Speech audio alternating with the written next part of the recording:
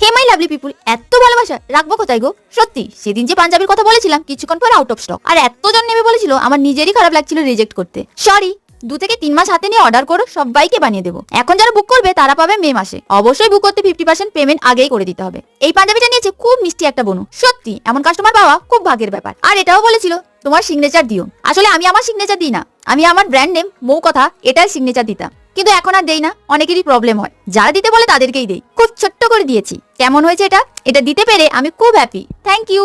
সাথে এই জুয়েলারি গুলো দেখিয়ে নিই। একজন বোনু নিয়েছে তার মায়ের জন্য। আমার খুব পছন্দের একটা নেক পিস, ড্রেসের সাথে মানাচ্ছে না, কিন্তু শাড়িতে দারুণ লাগবে। কালো কমলা ও সাদার কম্বিনেশনের শাড়িতে যা লাগবে বলার নয়। একটা শখ আছে নিজের জন্য পরে বানাবো। আর সাথে এটাও নিয়েছে, এটাও ভালো। কানে এত বড় পড়ি না, তারপর পরার পর দেখলাম ভালোই লাগছে। আমি তো এমনই পাগল। পাঞ্জাবিটা রেডি হয়ে যাওয়ার পর যেই ছবি তুলে পাঠিয়েছি, ওর এত পছন্দ হয়েছে বলার নয়। সাথে সাথে পেমেন্ট করেছে, বলেছে কখন যে আমার হাতে আসবে আর থাকা যাচ্ছে না। আসলে আমি পুরো পেমেন্ট হয়ে যাওয়ার পর পোস্ট করি, তাই